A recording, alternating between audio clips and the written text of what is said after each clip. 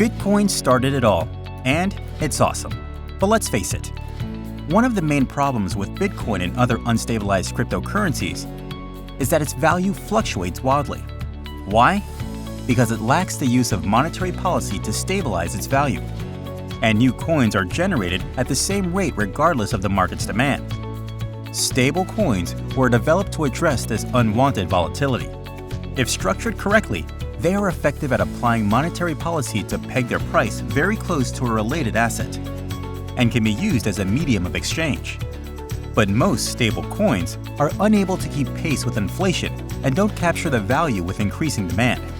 ndau, known as a buoyant coin, has been specifically engineered for a long-term store of value. It was designed to overcome the issues not addressed by either unstabilized cryptocurrencies or stable coins.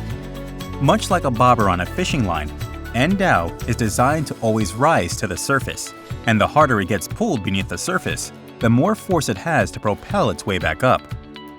How does ndau achieve its buoyancy? The answer lies in its unique monetary policy that encourages long-term holding and discourages active speculative trading. A monetary policy that dampens volatility and allows for controlled rise in value if demand exceeds supply. Here's how. First, new ndau is issued only when the market is ready to accept it. When demand for ndau outstrips market supply, new ndau are issued according to a predetermined price curve that encourages adoption in an orderly and transparent manner. This ensures that the amount of ndau in circulation doesn't get ahead of demand. Net proceeds from the sale of new ndau are placed in a non-profit endowment and used to help implement its monetary policy. Next, holders earn extra ndau by placing it in their wallet.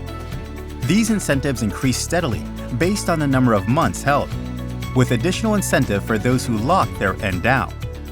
Finally, it has price stabilization mechanisms that are triggered during moments of negative market pressure.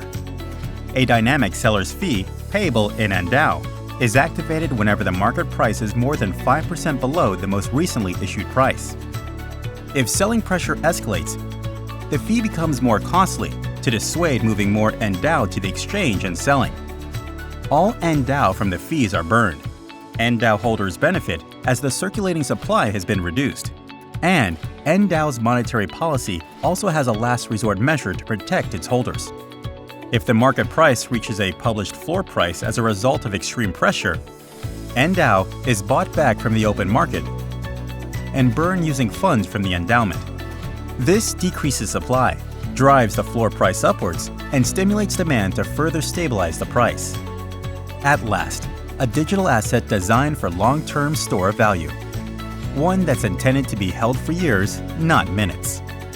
Provide value instead of volatility. Offer buoyancy instead of boom and bust. ndau, the world's first buoyant virtual currency. Visit ndau.io to learn more.